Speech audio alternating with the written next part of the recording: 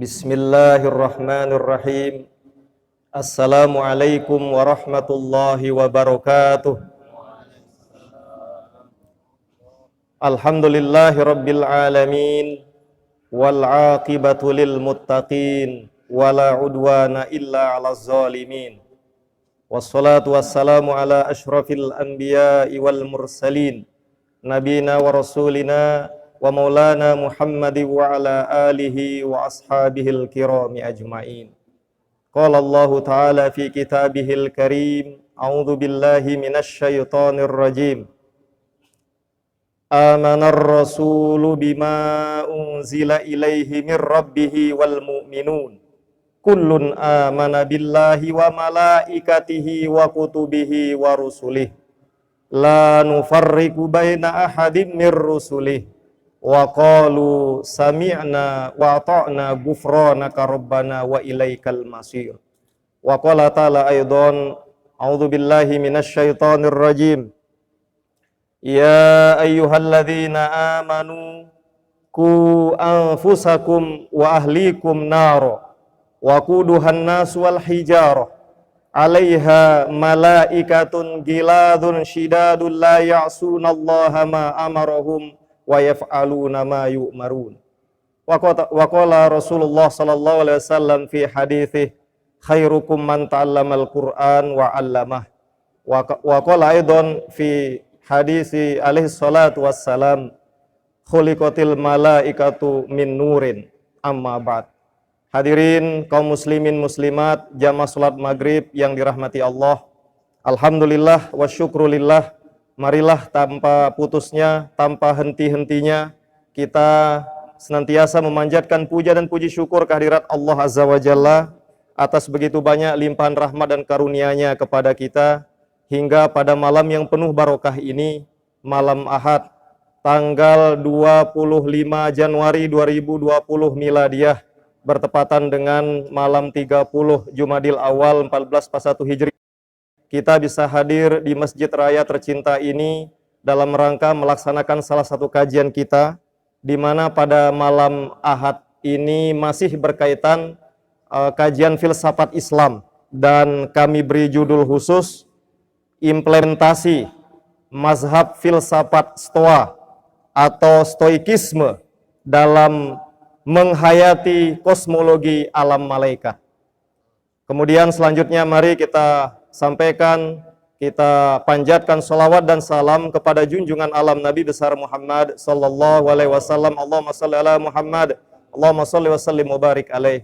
Mudah-mudahan ringkasnya kita semua yang hadir di Masjid Hubul Waton, Masjid Islamic Center Provinsi Nusa Tenggara Barat ini kelak di hari akhirat, termasuk seluruh anggota keluarga kita, termasuk kaum muslimin muslimat yang senantiasa menjalankan sunnah-sunnah baginda Rasul, akan dicatat menjadi bagian dari umat Nabi Muhammad SAW yang mendapatkan syafaat dari beliau.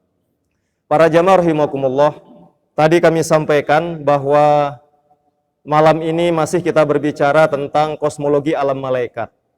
Dan mudah-mudahan pada malam-malam selanjutnya kita beralih ke pembahasan tentang alam an-nasut atau alam al-mulki, ya, dalam istilah teosofi, ya. Jadi dalam kajian filsafat tasawuf ini, ya, bahwa alam kehidupan manusia ini dibagi menjadi, atau alam semesta ini paling tidak dibagi menjadi ada 5 bagian, seperti dalam terminologi Abu Thalib Al-Maki yang hidup pada penghujung abad ke-4 Hijriah atau penghujung abad ke-10 Masehi. Yang sekali lagi kami ulangi, barangkali ada yang tidak hadir 2 minggu yang lalu. Yang pertama adalah alam hahut namanya. Tapi sekali lagi ini kita sampaikan secara umum saja. Hakikatnya sila pelungguh sami ngaji lebih khusus ke pakar-pakar tasawuf, pakar-pakar tarekat, tetapi tentu dengan landasan Al-Quran dan Al-Hadis. Karena ada juga nanti justru kadang-kadang membuat kita jauh dari syariat agama. Tapi yang pertama adalah alam hahut. Ini adalah alam yang sangat rahasia, sangat sempurna. Alam ini berkaitan dengan, ya, zat maha kuasa, maha sempurnanya Allah Subhanahu wa taala. Namanya hahut, ya, diambil dari kata huwa. Makanya dikatakan ma'ana ta'ana wala anta innama huwa. bukan saya, hakikat kehidupan ini bukan kamu, tetapi dialah Allah semata. Dan dalil penjelasnya katanya adalah dalam Quran surah Al-Ikhlas, ya, Qul huwallahu ahad dan seterusnya. Kemudian yang kedua adalah apa yang disebut dengan alam lahut dari kata ilah, yakni alam ketuhanan. Ini masih bagian dari yang pertama. Tetapi yang pertama ini hampir tidak ada makhluk yang sudah sampai ke sana kecuali baginda Rasul Muhammad sallallahu alaihi wasallam dalam peristiwa Isra dan Mi'rajnya beliau. Sedangkan malaikat Jibril tidak sampai ke alam ini. Nah, yang alam nasut ini kalau kita sekali lagi karena ini bicara dengan alam gaib para jamaah, jadi hanya analogi, kiasan-kiasan ringkas sederhana ya baru bisa kita ya untuk idrok, untuk bisa sampai paham sedikit paling tidak. Jadi kalau tadi ibaratnya ini alam pribadi seorang raja ya, dalam hal ini Allah Subhanahu wa taala, maka di dalam alam lahut ini, alam ketuhanan ini adalah seperti ketika beliau berkumpul dengan para jenderalnya kepada para pasukannya, jadi bertemu, berdiskusi, bermusyawarah. Nah, disinilah kemudian Allah Subhanahu wa taala merintahkan para malaikat, termasuk malaikat 10 yang pernah kita sampaikan sebagai malaikat yang paling tinggi dibanding malaikat-malaikat yang jauh lebih banyak dari ikan di lautan itu. Dan dari malaikat yang 10, malaikat 4 paling tinggi ya yang kita pernah sampaikan kemarin, yakni Jibril, ya Mikail, Israel dan Israfil. Kemudian dari yang 4 ini yang paling mulia adalah Jibril alaihissalam. Ya, disitulah tempat bertemunya Allah Subhanahu wa taala menyampaikan perintah kepada para malaikat. Tapi bagaimana kaifiat dan sebagainya, wallahu a'lamu bissawab. Kita tidak bisa menjelaskan. Siapapun ilmuwan, pakar paling hebat nggak bisa, karena sekali lagi ini alam gaib, bukan wilayah kita. Nah, yang ketiga selanjutnya adalah alam jabarut. Alam jabarut ini adalah alam malaikat yang pada malam ini mungkin penutup kita sampaikan hal-hal penting terkait dengan itu. Dua pertemuan sebelumnya ya dari 2 atau 1 bulan yang lalu, bagaimana hakikat malaikat, dari mana diciptakan, apa maknanya menurut filosof muslim ya, termasuk dari As-Suhrawardi ya, sudah kita sampaikan, tidak perlu kita ulang lagi. Nah, kemudian yang berikutnya para jamaah ini alam malakut, alam goib, yakni terutama yang ada di planet bumi ini, yakni jin. Alam gaib di sini jin. Dan ini sudah kita sampaikan lebih awal karena memang waktu itu ada pertanyaan dari jamaah kita ya, dari Pak Haji tentang bagaimana sholatnya jin. Ya, akhirnya pertemuan berikutnya sengaja kita kupas khusus hakikat jin, terutama yang tergambar dalam riwayat Al-Quranul Karim maupun sunnah baginda Rasul, terutama dalam surah Al-Jin sudah kita sampaikan. Nah, pada pertemuan berikutnya nanti adalah alam nasut, yakni alam manusia. Ya, alam manusia ini juga tidak kalah banyak persoalan di sana. Ya, kita sudah bersama orang tua kita, pelungguh yang hari ini berumur 40 tahun, ayahnya 60 tahun, sudah mengenal orang tua 40 tahun. Tapi mungkin besok belum bisa memahami hakikat pribadi, karakter bapak kita, inak kita. Ada hal tidak bisa kita ketahui. Bahkan diri kita sendiri aja tidak kita ketahui. Karena itulah sangat penting tentang terkait manusia. Tapi sebelum ke manusia, maka sekali lagi kita khususkan tentang malaikat penutup untuk malam ini. Ini bagian dari alam jabarut dalam sekali lagi teori Abu Thalib Al-Maki. Para jamaah rahimakumullah, tadi di awal kami sampaikan supaya tidak terlalu mengawang, ada kami sampaikan tadi tentang filsafat stoa atau stoikisme tadi kami sampaikan. Mungkin adik-adik dari UIN Mataram atau dari UNRAM, karena kalau di Indonesia, mungkin perlu kami sampaikan kembali, di Indonesia ini mata kuliah filsafat ini untuk perguruan tinggi negeri, baik keislaman, apakah namanya STAIN, apakah IAIN, apakah UIN atau UNRAM, atau UNCEN, Cendrawasih, maka mata kuliah filsafat ini wajib. Bahkan mohon maaf di era almarhum, ya mantan presiden kita yang kedua, ya Jenderal Haji Muhammad Soeharto, bahkan filsafat Pancasila itu juga wajib. Beda kalau maaf di Arab Saudi, filsafat ini dalam tanda kutip ya, dianggap mata kuliah yang berbahaya untuk agama. Karena itu kalau ada yang mau belajar diam-diam secara personal. Tapi dapat dipastikan di madrasah, di lembaga resmi pemerintah Arab Saudi, filsafat ini di stop. Karena ini melanjutkan pemikiran Imam Ibnu Taimiyah, Padahal Ibnu Taimiyah juga sebetulnya pakar filsafat. Dan yang mengkaji pemikiran filsafat itu adalah Allah yarham Profesor Dr. Nurholis Majid. Makanya disertasi beliau di Chicago University Amerika Serikat, Profesor Nurholis Majid paling paham siapa sebenarnya Ibnu Taimiyah. Ibnu Taimiyah juga pakar tasawuf ternyata. Bahkan beliau memiliki jubah kebesaran tasawuf.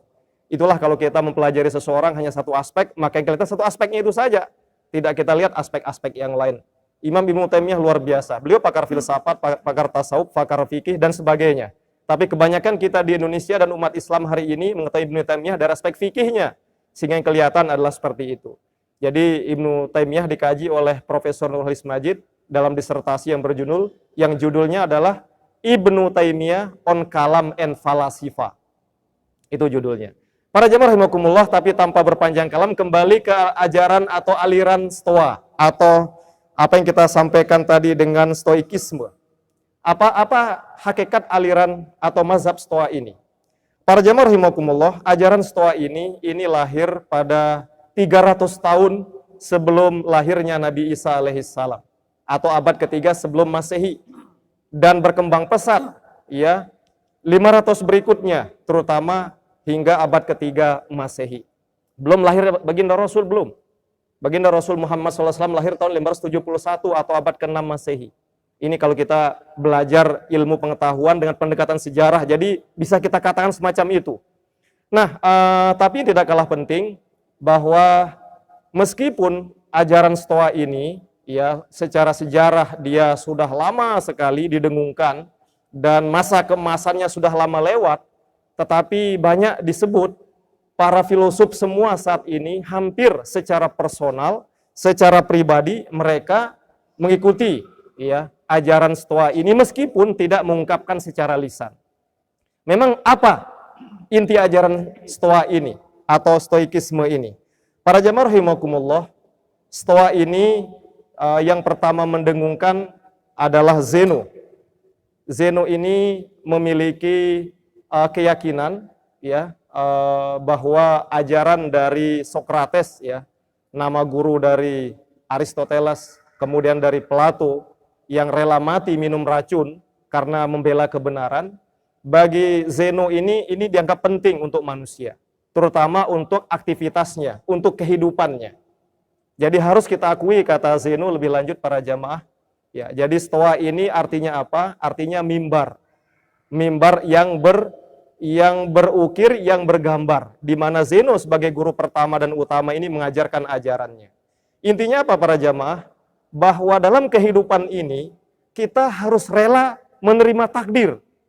Makanya kalau kita lihat nanti banyak miripnya dengan Islam. Kita harus rela menerima takdir. Artinya apa?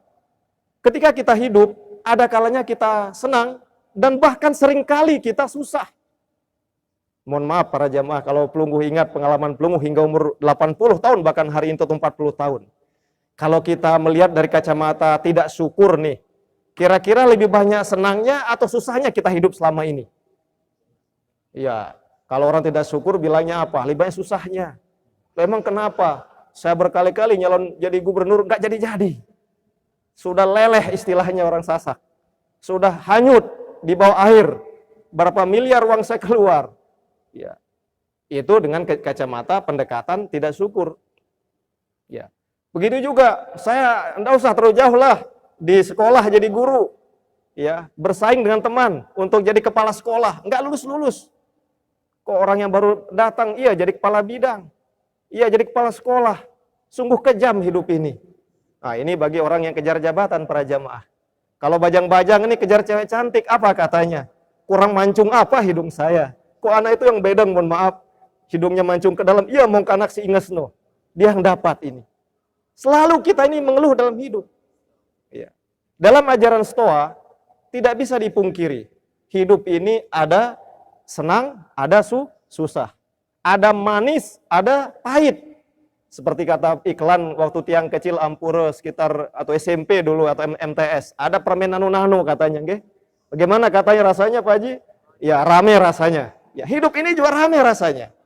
Ketika hujan, banjir di Jakarta sekitar 2 minggu lalu, apa yang terjadi? Kira-kira bersyukur apa ngomel orang di Jakarta? Oh ngomel, Masya Allah, mobil baru saya kredit, baru sebulan lunas, dibawa hanyut. Ada videonya kan kita lihat. Mobil-mobil baru itu dibawa hanyut, leleh sama air banjir. Tapi sekarang sudah hampir mau 2 minggu nggak hujan. Masya Allah, panas terus dunia ini.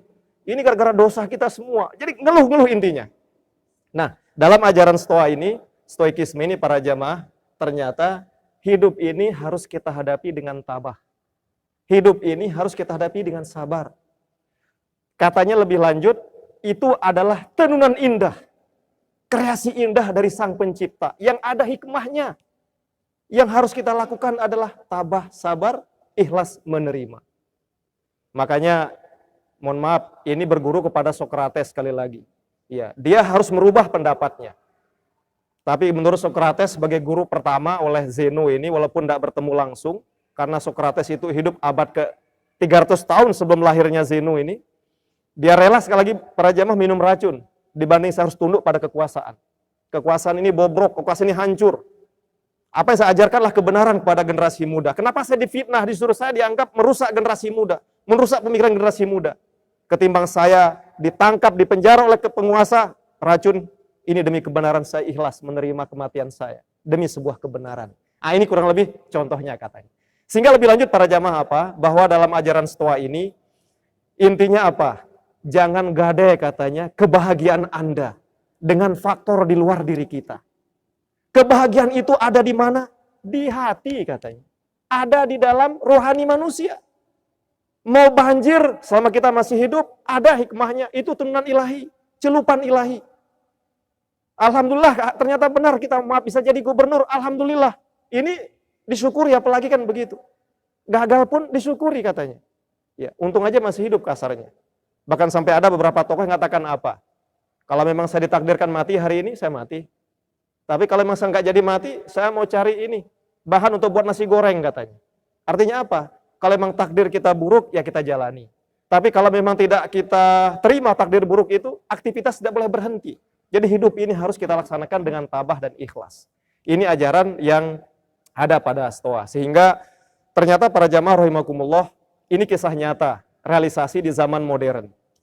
Pada bulan September tahun 1965, di Indonesia apa yang terjadi? September 65. Gerakan G30. Tapi benar apa tidak itu para jamaah? Benar, karena dalam film atau pelunggu hadir ketika itu? Iya, film ya. Iya, tiang jual film. Sekarang kalau perlu ke Jakarta ada Pak Haji. Apa namanya? Tempat Museum Lubang Buaya. Ya, ternyata mirip di sini ada juga Museum Luang Baluk di sini. Luang Baluk bahasa Sasak. Di sana di Jakarta Lubang Buaya. Tapi intinya tahun September 65 itu terjadi peristiwa gerakan 30 September di Indonesia. Tapi pertanyaan besarnya, di bulan itu apa yang terjadi dalam konteks internasional? Siapa yang masih ingat? Ternyata para jamaah di antara bulan itu terjadi perang internasional antara Amerika Serikat melawan Vietnam. Jadi perang Amerika melawan Vietnam. Nah, ini salah satu dari tentara Amerika yang kebetulan dia adalah tentara hebat ya. Karena yang kami tahu kalau di Indonesia ini kan grup pasukan hebatnya pasukan Baret Merah katanya nggih. Kopassus, Komando Pasukan Khusus. Tapi kalau di Amerika sampai saat ini Ampura yang tahu, mohon maaf kalau salah tolong luruskan. Pasukan yang dianggap hebat dan menakutkan di Amerika itu adalah pasukan angkatan lautnya, Navy-nya. Ya, makanya itu juga pasukan Navy itu juga yang berhasil menembak mati salah satu tokoh muslim yang konon telah melawan Amerika. Ya, ini siapa? Osama bin Laden. Ya, yang menghancurkan tempat-tempat bunker-bunker persembunyian Osama bin Laden. Ya, tapi kembali ke tadi, salah satu pasukan hebat Amerika ini diutus ya ke mana namanya Vietnam untuk menyerbu orang Vietnam. Ternyata salah satu kapten yang sangat terkenal saat itu, dia harus rela ya, yang bernama James Stockdale. James Stockdale ini salah satu pilot dari pesawat tempur Amerika dari pasukan angkatan lautnya ini yang diutus untuk membardir ya Vietnam. Ternyata nasib berkata buruk. Pesawat dari James Stockdale ini para jamaah ketembak oleh tentara Vietnam dan terbakar, meledak. Tetapi karena orang hebat, dia sebelum pesawat ini meledak, Kapten James Stockdale ini menggunakan parasut menyelamatkan diri. Tapi ibarat kata peribahasa itu, nasib untung tak dapat diraih, ya malang tak dapat ditolak. Di bawah udah nunggu nih pasukan buaya dari Vietnam itu. Ditangkap, dibawa ke tempat penyiksaan. Selama berapa? 7,5 tahun. Satu catatan, sebelum ternyata orang Amerika ini juga nggak tahu ya, ada juga mungkin pentingnya filsafat di sini. Sebelum kita ke malaikat kembali, izin sedikit. Jadi sebelum kapten-kaptennya ini diutus, mereka disuruh belajar filsafat Stoa dulu. Ya, di Harvard Amerika. Diajari oleh guru filsafat. Intinya apapun kalian dapatkan, untung rugi terima dengan ikhlas, dengan tabah. Termasuk James Stockdale ini, Kapten James Stockdale para jamaah. Intinya apa? 7,5 tahun dia disiksa dengan seluruh macam siksaan. Cuma bukan siksaan neraka ya. Sampai kakinya cacat. 7,5 tahun itu, ya mungkin udah biasa. Tangannya dikasih puntung rokok kayak di film PKI itu. Ya ditempeleng, disetrum dan sebagainya.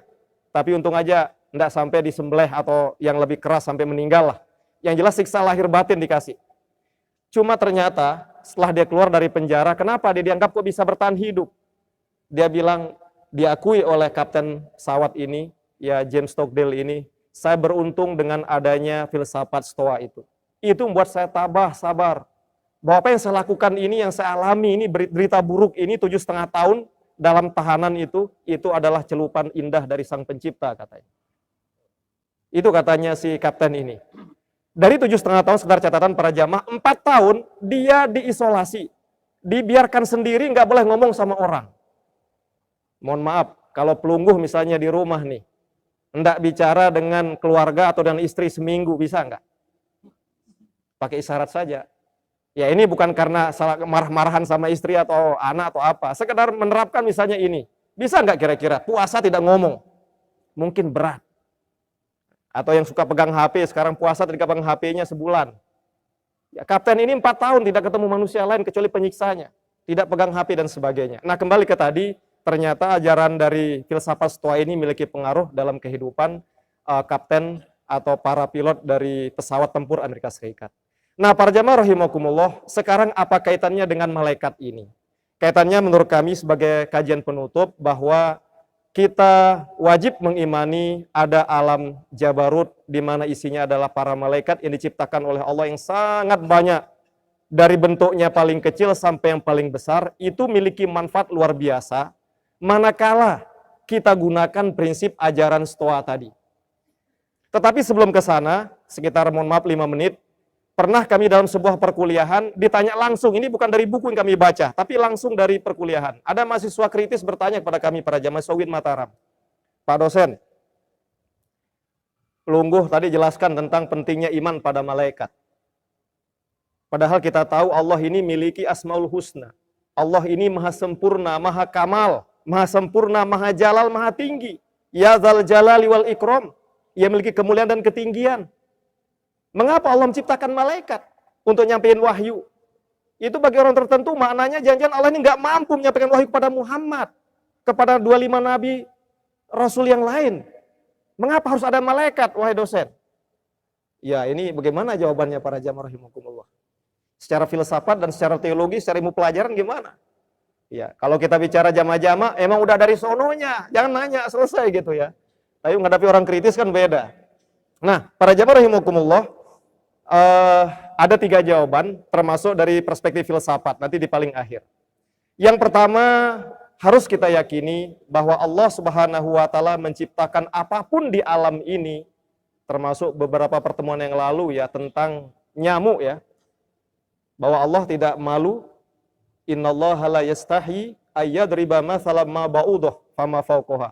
Allah tidak malu menciptakan hatta seekor nyamuk ataupun apa di atasnya. Ya. Pasti ada manfaatnya. Walaupun secara zahir bagi manusia, ular misalnya bahaya. Apalagi malaikat yang memiliki makna, memiliki manfaat luar biasa, tugas-tugas khusus. Tadi di mukadimah kami sampaikan surah Tahrim, At-Tahrim ayat 6. Singkat terjemahannya adalah apa? Wahai orang-orang beriman, peliharalah dirimu dan keluargamu dari api neraka. Yang mana waquduhan nas wal hijarah, di mana bahan bakar neraka ini apa? Manusia dan batu. Minggu lalu udah kami sampaikan dari kitab Al-Mau'izul Usfuriyah, orang yang 40.000 tahun terakhir masuk surga digoreng 40.000 tahun di neraka. Sampai susah dibedakan oleh malaikat Malik, mana manusia, mana batu, mana besi, sama bedangnya. Sebedang-bedangnya saking habis hangus dalam neraka jahanam. Nauzubillah min dzalik. Nah, kembali ke tadi. Ternyata malaikat di situ ditugaskan, ya. Waqudun nas wal hijar 'alaiha malaikatun giladun syidad. Di dalam neraka itu ada malaikat yang diciptakan oleh Allah secara khusus untuk menjaga neraka. Mereka ini bengis, mereka ini tegas. Tetapi ingat, mereka selalu menjalankan segala yang diperintahkan oleh Allah dan menjauhi segala yang dilarangnya. Kemudian berikutnya yang kedua, mengapa Allah Subhanahu wa taala menciptakan malaikat? Para jamaah rahimakumullah, tadi juga dalam muqaddimah Al-Baqarah 285, amanar rasul, ya ila akhir ayat. Intinya untuk menguji keimanan kita. Apakah orang Islam ini hanya percaya yang zahir saja, kemudian kita disampaikan kepada dirinya bahwa ada makhluk gaib seperti malaikat, apakah dia beriman apa tidak? Ini untuk menguji keimanan kita. Dan yang terakhir, para jamaah rahimakumullah, yang ketiga, ini teori Profesor Dr. Harun Nasution dalam bukunya Islam Rasional. Beliau katakan apa? Mengapa pentingnya, kembali untuk menjawab tadi, mengapa pentingnya ada malaikat untuk menjalankan tugas-tugas yang diperintahkan oleh Allah? Sederhana begini, satu contoh saja sebelum kita jawab. Menurut pelungguh Sami secara zahir sekarang, sekali lagi jarak bumi yang kita pijak saat ini tempat kita hidup para jamaah dengan matahari itu jauhnya 150 juta kilometer. Tadi siang cuacanya panasnya berapa derajat? Di kendaraan tadi sekitar 36-37 derajat yang lihat. Ya menurut ini karena jaraknya 150 juta kilometer. Bagaimana kalau bumi ini dirapatkan 1 meter saja dengan matahari? Apakah masih air laut akan sebanyak ini kira-kira menurut pelungguh? Apa yang terjadi kira-kira? Apakah masih ada ikan-ikan di situ? Apakah masih ada Masjid Islamic Center berdiri megah seperti ini? Semuanya terbakar. Ahsantum ya Ustaz. Semuanya hangus. Padahal bumi ini makhluk Allah, matahari makhluk Allah. Hanya unsurnya berbeda. Ya lebih dominan unsur api panas, bumi ini ada unsur lain, unsur air dan unsur tanah. Tapi kalau didekatkan, padahal belum dimasukkan, belum dicelupkan ke dalam, belum. Hanya dipepetkan, disandingkan saja, ibarat duduknya pengantin ini. Mana yang rusak kira-kira lebih dulu? Apakah matahari hancur atau bumi yang hancur? Bumi yang hancur. Kenapa dia seperti itu, para ustadz? Karena tidak cocok. Ini sekedar contoh saja.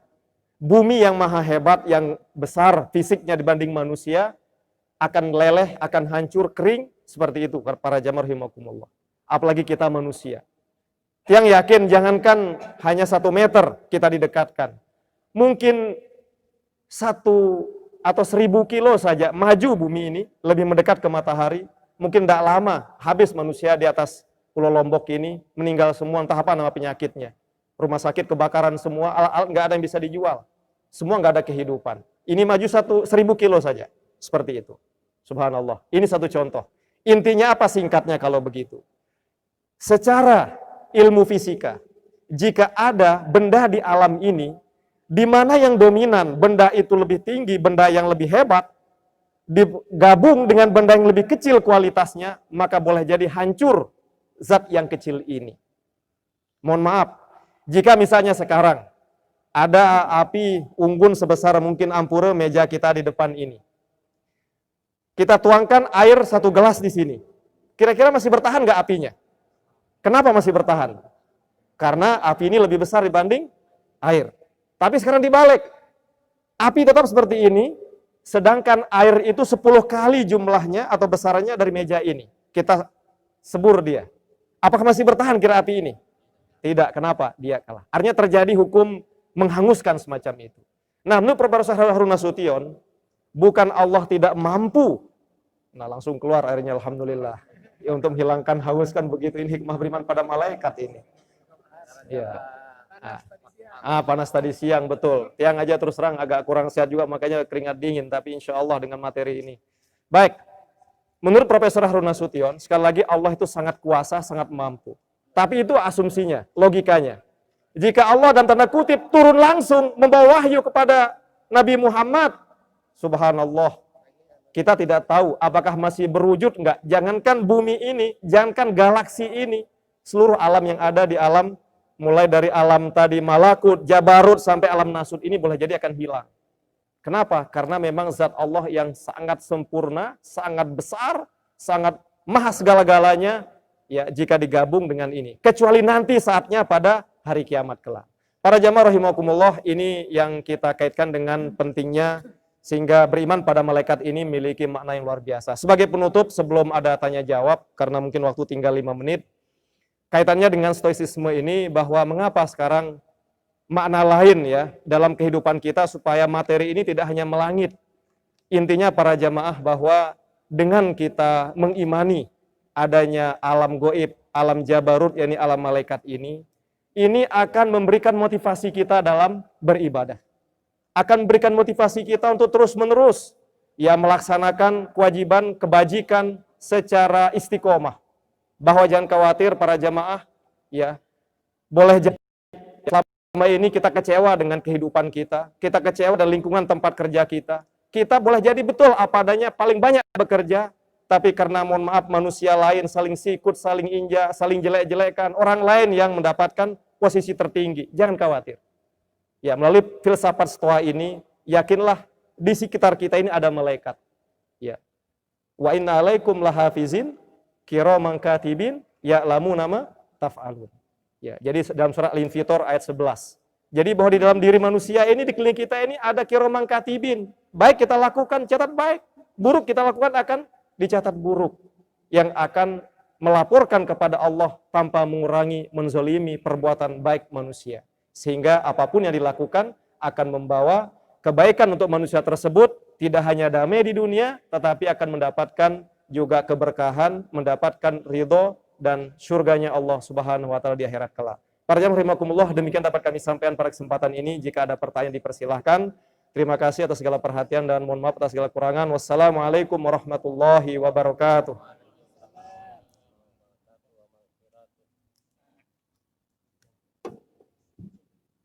Bismillah, izin.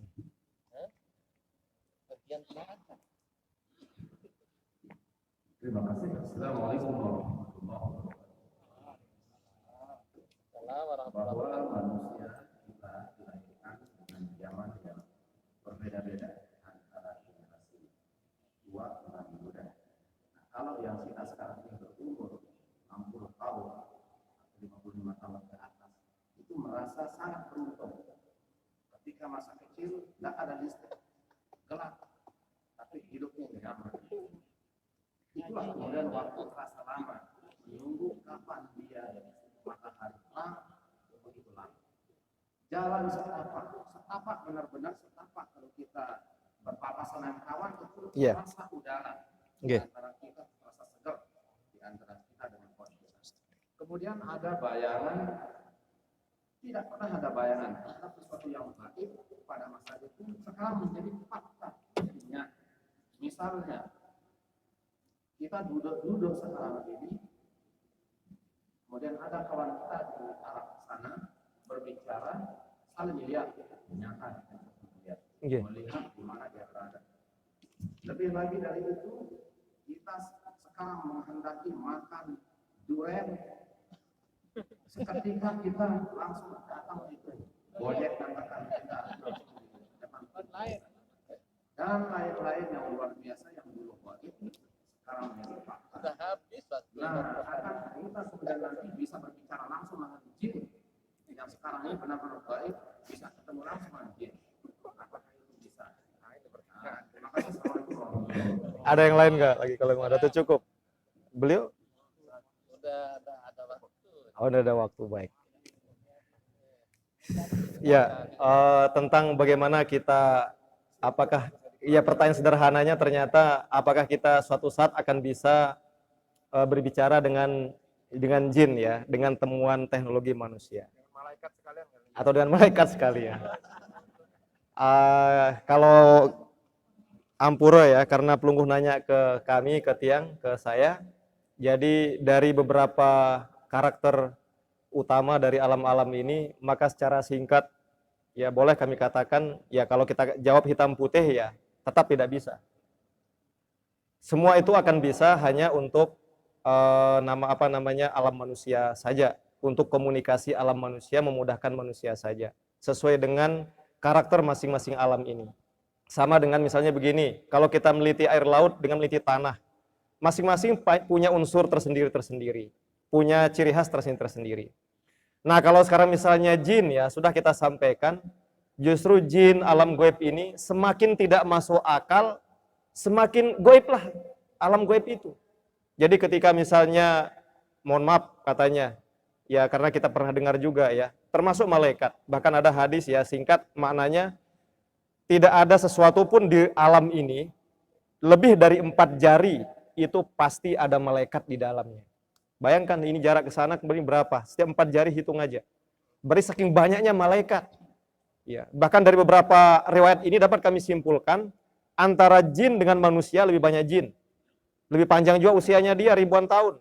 Dan dia bisa mengecil, membesar apapun ya. Tetapi kehebatan jin ini kalah dibanding kehebatan malaikat.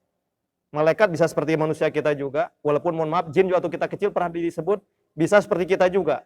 Waktu kami kecil mohon maaf ya. Sehingga akhirnya kadang-kadang kita suzon lihat ibu kita sendiri. Jangan-jangan jin ibu ini kok diam sekarang kita tanya. Karena lagi marah soalnya kita tanya kan.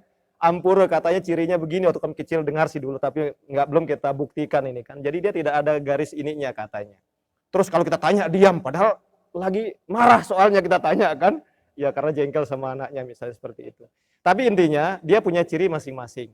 Jadi jin dengan manusia lebih banyak jin jumlahnya. Beberapa kekuatan-kekuatan fisik tertentu lebih hebat jin itu. Bahkan maaf, atas izin Allah dia bisa memberi mudarat kepada manusia. Melalui sihir bisa membunuh manusia. Melalui sihir memberikan penyakit. Tapi sekali lagi atas izin Allah. Bukan karena jin itu sendiri. Ada di surah Al-Baqarah itu kan. Nah kemudian antara jin dengan malaikat. Tentu lebih hebat malaikat. Karena sayap satu dengan sayap berikutnya seperti Jibril itu yang disaksikan langsung oleh baginda Rasul sejauh pandangan masyrik dan maghrib. Apalagi 600 jumlah sayapnya. Subhanallah tidak akan terhingga seperti itu. Tapi intinya itu jawaban singkat yang Ustadz. Tapi kalau terkait dengan kita akan ada lagi nanti lebih hebat, tetapi hanya sebatas alam manusia ini, alam zohir ini, alam mulki ini, alam nasut ini. Pertemuan-pertemuan berikutnya kita akan lebih jelaskan tentang karakter alam nyata yang lebih mudah bareng kita tangkap. Wallahu a'lamu bishawab. Mungkin cukup? Oh iya. Oh tinggal 2 menit mungkin beliau silahkan. Iya, enggak apa-apa kita. Terima kasih supaya dia clear lagi. Sekarang ini kan banyak kita temui manusia bersahabat dengan jin, berteman dengan jin, menikah dengan jin. Dan itu kita mungkin yang tidak berhubungan dengan jin mengatakan tapi ternyata itu ada. Iya. Bahkan orang-orang yang katanya berhubungan dengan jin itu banyak yang menjadi kaya. Namun penjelasan Iya. Ya, baik yang terakhir, betul. Itu sampai di film. Ya, singkat saja karena ini udah azan ya. Ada tuyul. Ya, tapi itu mohon maaf. Ada jin-jun juga gitu ya. Tapi itu pernah kami lihat juga tonton film, ternyata itu tuh permintaannya aneh-aneh, terutama pelihara tuyulnya harus perempuan Ustadz. Dan harus yang, mohon maaf astagfirullahaladzim, yang pokoknya besar-besar badannya pokoknya gitu, nauzubillah. Itu yang tuyul. Tapi ada main babi ngepet, ya bakar lilin, jadi punya kamar khusus. Kalau ini kami percaya, boleh jadi iya. Tapi ya mohon maaf karena kita tidak bisa buktikan, itu kami setuju, karena memang kita belum buktikan ya. Salah satu syekh dari Mesir ya, dalam Antatas Awal Islam Yujib itu, jadi Syekh Mutawalli Asy'arawi beliau katakan itu omong kosong, orang pernah nikah sama jin katanya. Saya tantang, datangkan ke saya. Saya mau tanya kapan gimana rupanya. Jangan-jangan memang dia kemasukan jin kepala sehingga cerita macam-macam. Tetapi intinya ketika dia berkomunikasi dengan jin bisa betul dialog. Karena memang orang tertentu yang punya indera ke-6, kita kan indera kita ke-5. Kalau tiang udah 7 tambah 2 kacamata ini. Ya, misalnya seperti itu. Tapi orang yang punya indera ke-6 kan bisa komunikasi. Tetapi masalah nikah katanya dengan jin itu, kalau profesor atau Syekh Mutawalli Asy'arawi itu menganggap omong kosong. Tidak bisa. Karena sekali lagi tidak bisa. Kalau komunikasi bisa, sesuai dengan ilmu yang dimiliki oleh orang punya indera ke-6. Dan kalau pelumpuh ingin punya indera ke-6, ya harus berguru pada orang itu. Tapi kita waspadai, jangan masuk ke jalan yang sesat. Karena katanya misalnya tidak boleh sholat, pernah kami baca beberapa buku, kemudian dia harus puasa selama 3 tahun non-stop, tiap hari puasa, baru dia dikasih kekuatan untuk bisa komunikasi dengan jin. Wallahu a'lam bishawab. Ya, sekian.